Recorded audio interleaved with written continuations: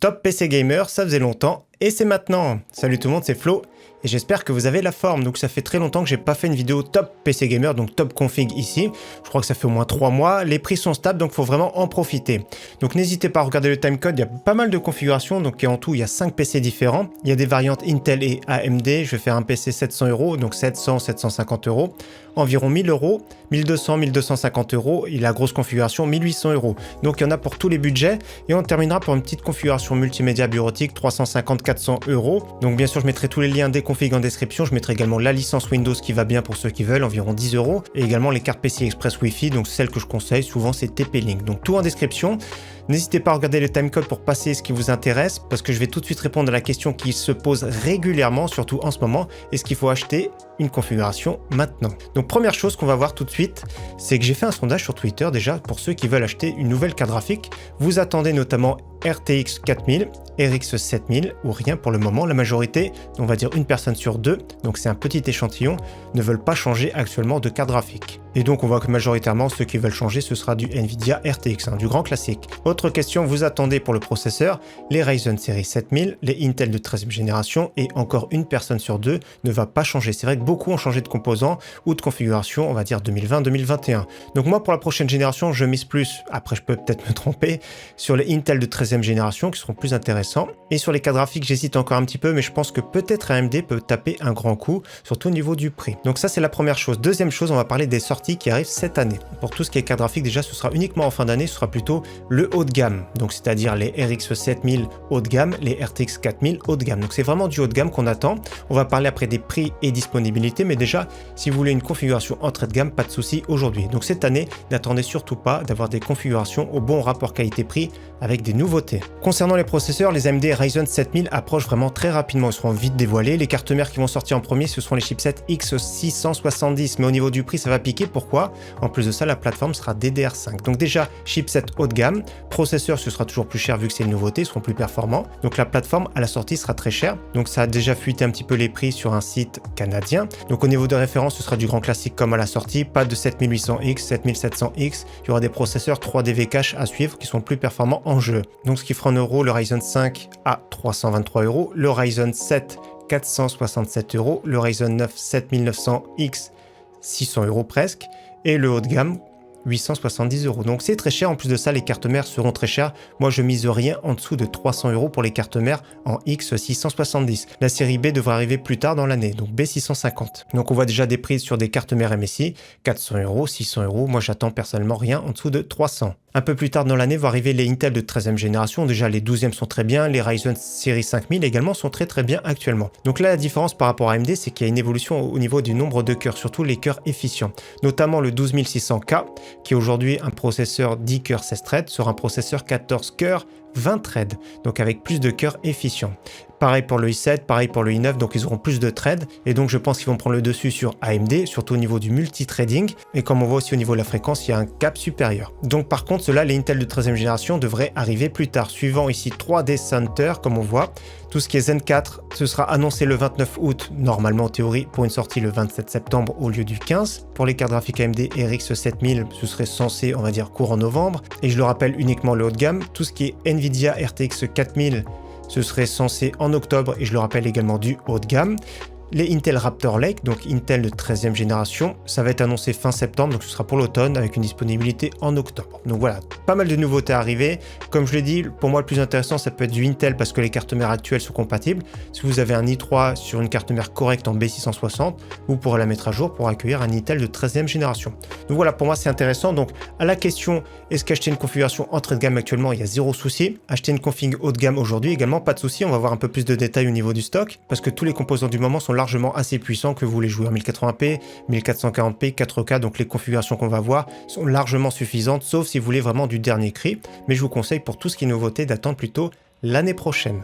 Pour continuer, on va parler mauvaises nouvelles et ensuite on va parler bonnes nouvelles et ensuite on va attaquer les configurations bien sûr. Donc au niveau mauvaises nouvelles, ça va être des augmentations de prix. Donc Intel annonce une forte augmentation de ses prix à l'automne. AMD va faire pareil, de toute façon Nvidia va faire pareil. Donc il y aura une augmentation générale, les transports sont beaucoup plus chers. Je ne sais pas si vous suivez l'actualité, donc les conteneurs ont multiplié de prix, donc le transport, les matières premières, etc. Donc c'est normal qu'ils vont répercuter tout ça pour nous, les consommateurs. Autre chose, c'est qu'il y a beaucoup de stocks, donc Nvidia cherche actuellement à réduire ses stocks, donc ses commandes auprès de TSMC. Donc ils vont réduire l'offre. Le but, bien sûr, c'est d'augmenter les prix et eux, d'augmenter leur marge. Donc Nvidia cherche à réduire sa commande. TSMC, c'est le plus gros fabricant de puces au monde. Et justement, autre point négatif, c'est sur TSMC qui est situé à Taïwan. D'ailleurs, on regarde juste en tapant Taïwan sur Google Actualité. Il y a plein de soucis, donc des manœuvres chinoises, des intimidations, etc. Donc il peut y avoir potentiellement, je pense pas que ça arrive, mais un conflit entre la Chine, Taïwan, etc. Les Américains derrière, les Russes aussi qui s'en mêlent. Donc tout le monde s'en mêle. Et c'est vrai que le plus gros fabricant de puces, c'est sur TSMC. Donc il suffit qu'ils bloquent un peu les ports, etc. la Chine. Donc tout ça peut freiner la production et bien sûr augmenter les prix. Donc ensuite, au niveau des bonnes nouvelles, bien sûr, parce qu'il y a aussi des bonnes nouvelles, vu qu'il y a moins de demandes, Nvidia et AMD vont continuer à baisser les prix de leurs cartes graphiques.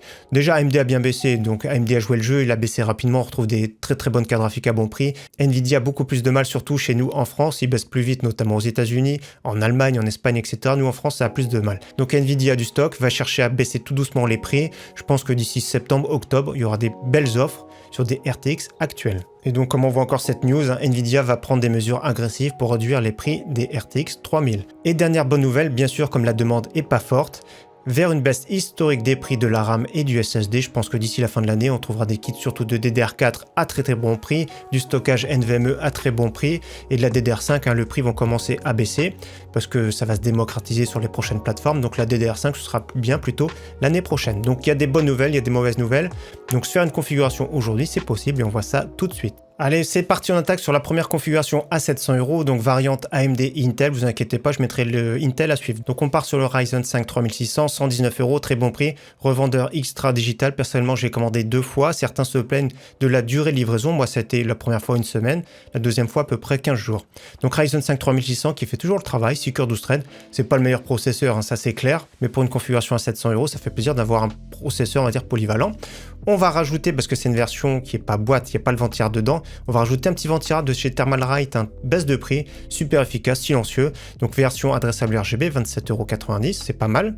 Et nous avons la version moins chère, ceux qui préfèrent, ceux qui veulent pas du RGB, 24,90 €. Dans tous les cas, les top, en plus de ça, compatible LG 1700. Donc on avait testé récemment, il se débrouillait vraiment super bien. On rajoute une carte mère franchement efficace qui fera le travail, c'est la MSI B450M Pro VDH en max. Il y a 4 slots de RAM, 59 € tout pile, ça fait plaisir. Vous pourrez mettre à jour, peut-être qu'il sera même à jour pour un Ryzen 5 5600X pour plus tard. Donc ça reste une bonne carte mère, surtout pour ce prix. Il y a des fois des Aorus, j'ai déjà vu des offres à 49 € également. On met 16 Go en DDR4 3200, c'est ce qu'il faut, ça fait plaisir, dual channel, c'est très polyvalent, certains jeux sont très gourmands, donc c'est vrai qu'on a besoin de plus en plus de ressources, 16 Go c'est vraiment la norme. En carte graphique, franchement, il n'y a pas à discuter, c'est vraiment le top rapport performance-prix du moment, RX 6600. Donc je vais vous donner à chaque fois des variantes pour du Nvidia, mais c'est vrai qu'Nvidia c'est assez compliqué, comme j'ai dit, les baisses de prix vont arriver plus tard. Donc là, la plus proche concurrente, c'est la RTX 3060, qui est un peu plus chère, un peu plus performante également. Actuellement, on la retrouve pas en dessous de 400 €. Donc je vous conseille celle-ci les yeux fermés. Pour jouer en 1080p, c'est vraiment excellent. Donc il y a le modèle XFX qui est super correct. Donc regardez ce modèle XFX, franchement pas mal, relativement compact, très très sobre. Je vous montre deux ventilateurs, franchement ça passe dans beaucoup de configurations. C'est celle-ci que je vais vous conseiller aujourd'hui pour jouer convenablement en 1080p. Elle est plus performante qu'une RTX 2060 et largement plus performante qu'une RTX 3050. Donc 299 € modèle XFX chez Amazon, des petits frais de livraison. Si vous voulez grappiller quelques euros, il y a le modèle Power Color sur le site PC Component Test. Personnellement, je préfère quand même le modèle XFX. Au niveau stockage, on met un petit SSD pas cher, Crucial BX500 480 Go, 37,99 €, il n'y a rien à dire. C'est de l'entrée de gamme, mais c'est efficace. Plus tard, vous pourrez mettre un disque dur ou un autre SSD sans souci. Au niveau du boîtier que j'aime beaucoup, on l'a vu plusieurs fois sur la chaîne, c'est le Oversteel Aeris, bien ventilé, 2 ventilateurs adressables RGB qui se gèrent directement depuis le boîtier, du mesh en façade, c'est vraiment excellent, donc c'est un boîtier micro ATX. Alors moi j'aime beaucoup personnellement, surtout pour ce prix-là, il reste toujours à ce prix-là, donc il a toujours à moins de 50 €. Et la version noire, après la version noire est également très jolie, j'aime beaucoup aussi également, c'est vrai que j'aime bien le blanc en général, mais le noir est vraiment aussi classe. Donc très bon prix pour ce boîtier. Dans cette gamme de prix, il y a vraiment zéro souci. Au niveau de l'alimentation, c'est compliqué, faut vraiment faire du compromis. C'est vrai qu'en dessous de 50 €, il n'y a vraiment pas grand-chose. Donc là, très connu, ici, je vous montre. Il y a la Corsair CV 450 watts, mais franchement, c'est une alimentation qui est vraiment très très moyenne, voire sans plus, elle est vraiment pas terrible. Donc 46 € pour 450 watts, je vous la conseille pas du tout. Quand on voit sur le site de Linux Tech Tips, on voit qu'elle est classée entière D, je vous la montre. Corsair ici, nous avons la gamme CV inférieure ou égale à 550 watts. Le modèle 2020 ici, elle est vraiment très mal classée, donc c'est vraiment, moi je la conseille pas personnellement. C'est comme la Seasonic S12 III, je la conseille pas non plus. Et donc celle-ci, elle fait mieux à la couleur master MWE 600 watts en white. Regardez, elle est mieux classée, je crois qu'elle est en tier B même. Donc c'est du tier B, recommandé pour les systèmes milieu de gamme, avec des petits soucis mineurs, donc MWE version 2 white, elle-ci, donc elle est vraiment bien classée. Pour moi, c'est une meilleure gamme. Donc là, version 600 watts, 53 € tout pile, je crois que la version 650 watts, je vérifie, ouais, à peine plus cher. Donc version 600 watts, pour moi ça fera le travail, c'est pas la plus silencieuse certes, mais c'est vraiment super correct. Donc configuration 700 €, très polyvalente pour jouer en 1080p. Nous avons la variante de chez Intel maintenant, ce sera exactement la même configuration. On remplace le processeur, on remplace la carte mère et on n'est pas obligé de prendre le ventirad parce que le ventirad ici est déjà fourni dans la boîte cette fois-ci. Donc le moins cher actuellement, le Core i3 12100F, il était à 110 € chez du commerce, mais actuellement il n'y a rien en dessous de 125 €. Donc le moins cher livré sur le site Infodiscount, 117,90 €. Le petit ventirad qui peut suffire. Si vous voulez bien sûr le thermal ride qu'on a vu tout à l'heure, il n'y a pas de souci. Donc en carte mère, voilà, une petite carte mère qui est honorable, la MSI Pro B660M, 107,99 €. Donc c'est plus de l'entrée de gamme, hein. Comme vous voyez, elle est relativement compacte. Dans le boîtier, ça fera pas perdu, ça passe. Au niveau performance, c'est un cran au-dessus quand même du Ryzen 5 3600. Et l'avantage, bien sûr, c'est d'avoir une plateforme aussi plus moderne. Donc l'un ou l'autre, c'est vraiment excellent déjà pour jouer en 1080p dans de bonnes conditions pour un budget d'environ 700 €. Allez, comme vous voyez, j'ai changé de thème couleur. On passe sur un budget maintenant de 1000 €. Très confortable pour jouer cette fois-ci plutôt 1080p bien sûr, mais plutôt 1440p également. Donc configuration très polyvalente qui permet de faire du montage, du stream, etc. Donc ça passe vraiment pas mal. Donc le processeur, ici on part sur le très classique Ryzen 5 5600, très bon prix. Sur le site Darty, le revendeur Extra Digital, même chose que tout à l'heure. Donc ça reste un processeur 6 cœurs 12 threads très performant, à peine moins performant que la version X, et c'est surtout moins cher. La petite carte mère qui fait plaisir de chez Gigabyte, B550 Gaming X, la version 2.0, 119 €. Des fois il y a des promotions sur des MSI, donc n'hésitez pas à regarder, les MSI B550 sont pas mal. Donc là ici c'est du format ATX cette fois-ci.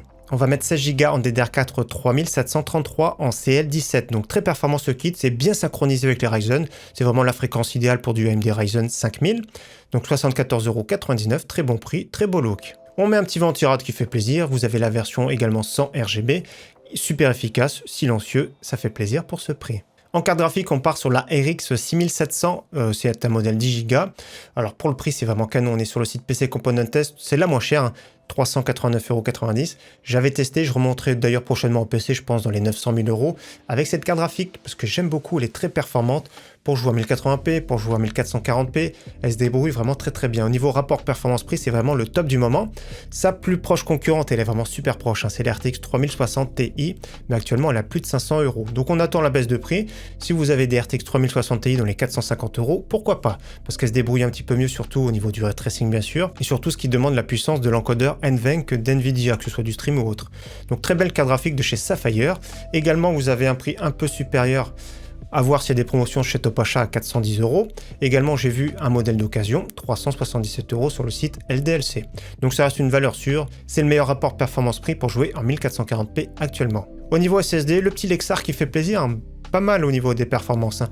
3300 en lecture, 3000 en écriture, donc 1 Tera, 80 €, c'est excellent. Au niveau de l'alimentation, moi j'aime bien celle-ci, franchement il y a zéro concurrence, le prix super stable, 55,99 € chez Rue du Commerce, Corsair semi-modulaire 80 Plus Gold, la TX 550 watts M, ça suffit pour cette configuration qui va consommer à peu près 350 watts, donc on est vraiment très bien, il manque plus qu'un petit boîtier et vous allez voir que la configuration est top. Donc au niveau boîtier, moi j'ai choisi celui-ci, après c'est à vous de voir, j'ai trouvé ça qui était correct, hein. C'est le Nua Oryx, hein. Pas des noix de cajou ni des noix de pécan, mais noix Oryx. Donc ici un ventilateur RGB à l'arrière. En façade, c'est quand même assez ajouré. Comme je vais vous montrer plus près, peut-être qu'on verra mieux. Ouais, je trouve que c'est assez ajouré, comme vous voyez, donc c'est pas mal. On peut rajouter un kit de ventilateur. On peut mettre un water cooling de 240 mm sur le top. Donc c'est très correct, il y a beaucoup d'offres. N'hésitez pas à voir sur mon site également. Je mettrai pas mal de boîtiers. N'hésitez pas à suivre les vidéos bon plan. Et si vous voulez bien sûr d'autres configurations également sur mon site. Donc ce boîtier, je le trouve très correct. Après, c'est chacun ses goûts. Parce que c'est vrai qu'on retrouve encore le grand classique. Moi, j'aime pas trop. Enfin, j'aime bien en soi, mais franchement, il est beaucoup trop. On le voit beaucoup trop. Je pense qu'il y a énormément de gens l'ont chez eux. C'est le Messing MacForge 100M. à peu près le même prix. Il y a la version R adressable RGB qui est devenue un peu trop chère. Donc c'est un bon boîtier également, après c'est du grand classique. On part maintenant sur la variante de chez Intel, si vous voulez du Intel avec une plateforme plus moderne, c'est-à-dire que c'est plus facile à faire évoluer avec les futurs processeurs. Donc on part sur le i5 12400F, il a du mal à baisser de prix. On avait vu le moins cher à 179 €, là 196, ça reste correct, c'est son concurrent, il est vraiment excellent, il n'y a rien à dire. Il chauffe peu également, et donc il faut bien sûr changer de carte mère, on part sur ce kit Gigabyte B660 Gaming X, 16 Go en DDR4 3600 RGB, du coup bien sûr mais pas l'autre kit, donc le prix très correct également, et donc avec du Intel ce sera plus facile de faire une upgrade. Allez, on continue maintenant avec la configuration 1200-1250 €, cette fois-ci c'est le top pour jouer en 1440p, c'est vraiment l'idéal. Après bien sûr on peut jouer également en 1080p, un petit peu de 4K, mais la cible c'est vraiment ici un petit 27 pouces en QHD.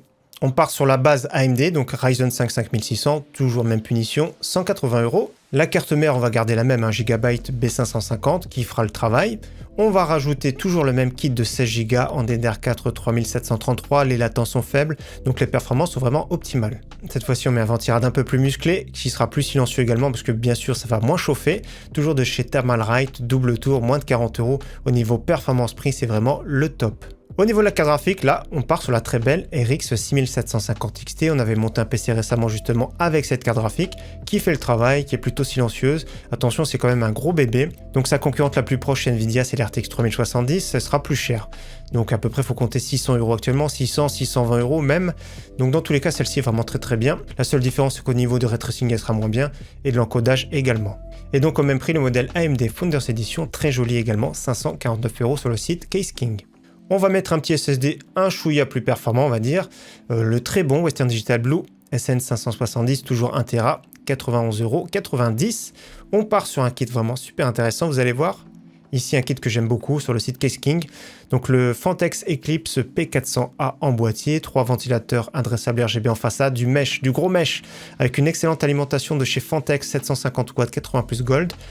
Très beau bundle, personnellement je trouve. Alors souvent, Fantex fait appel à du Seasonic, c'est de la top qualité au niveau alimentation. Au niveau boîtier, on en présente de temps en temps sur la chaîne.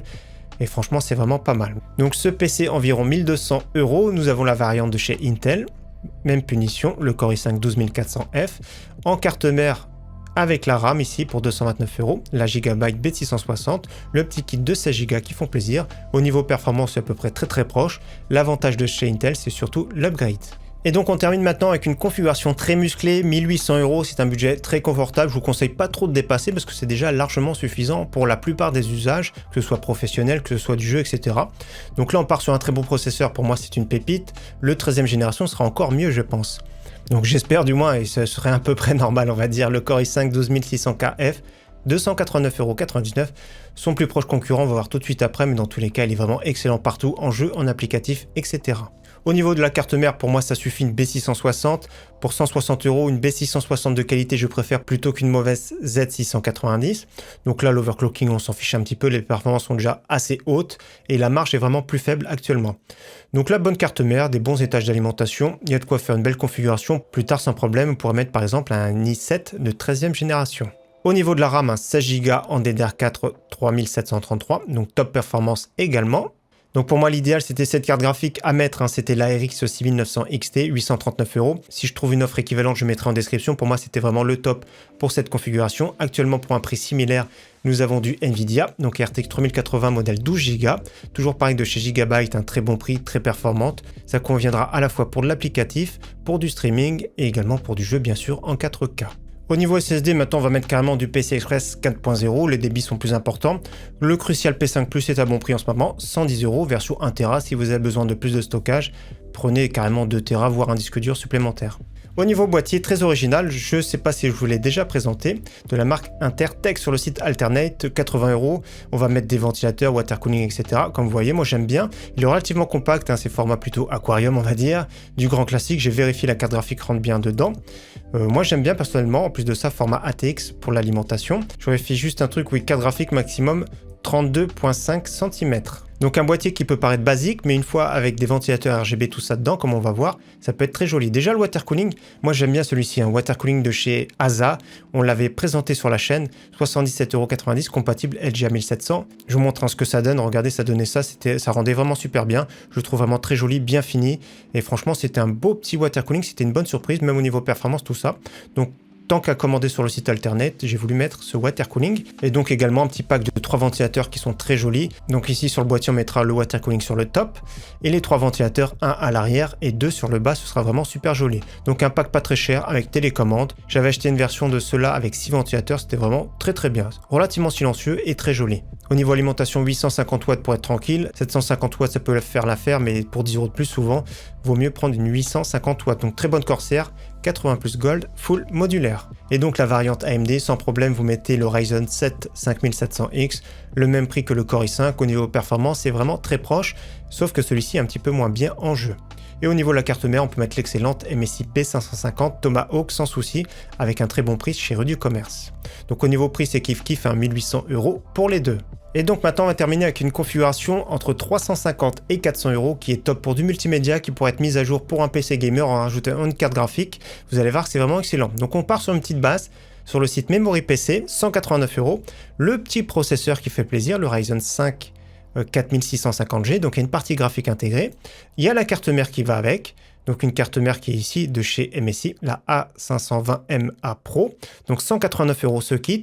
On va ici cliquer sur configurer et commander. Donc on est sur cette page. Je vous conseille d'ajouter la petite alimentation SQ-White Silent de version 500 watts. 31,90 €. Donc on a l'alimentation qui est pas très chère. Après, elle utilise énormément dans leur configuration chez Memory PC. Le processeur, je pense pas que ça vaille le coup de prendre le Ryzen 5 5600G, mais pourquoi pas ceux qui veulent. Au niveau du ventirad, on va en prendre un autre tout à l'heure. Au niveau de la RAM, si vous voulez, pour un PC à 350 €, vous pourrez prendre ici 8 Go en DDR4 3200, donc pour 30,90 €. Ça peut suffire pour de la bureautique, pour du surf sur Internet, etc. Et donc on va s'arrêter là. Si vous ne prenez pas les 8 Go, ça peut être bien de mettre les 16 Go ici en DDR4 3200, modèle Cleve pour 65 €, donc ça fait plus le PC à 400 €. On met le petit ventirad silencieux qui fera plaisir, beaucoup plus agréable que celui d'origine. Thermalright Assassin X120, donc 24,90 €, très sobre. On va mettre également un boîtier sobre, donc un boîtier de la marque Techwear, Nexus M2. Donc micro ATX, 39,99 €. Je crois qu'il y a 2 ventilateurs dedans, déjà la façade très sobre, donc pour un PC bureautique multimédia ça suffit. Du verre trempé, comme vous avez vu pour cette configuration pas de souci, et 3 ventilateurs à bord. Donc là c'est vraiment excellent. On rajoute en stockage 480 Go de chez Crucial, le BX500, donc ça suffit largement pour la plupart des usages. Vous avez un PC soit à 350 € avec 8 Go, soit à 400 € environ avec 16 Go, très polyvalent et possible d'upgrade vers une carte graphique. Là-dessus, je mettrais par exemple une RX 6600 sans souci. Ça peut faire également un PC final à 700 €, mais dans tous les cas, je préfère l'autre configuration qu'on a vue précédemment à 700 €. Donc voilà pour les configs que je vais vous conseiller pour ce août-septembre 2022, on va dire. J'espère que ça vous aura plu. N'hésitez pas bien sûr à partager dans les commentaires. Je vous dis à très bientôt sur ma chaîne. Ciao, bye!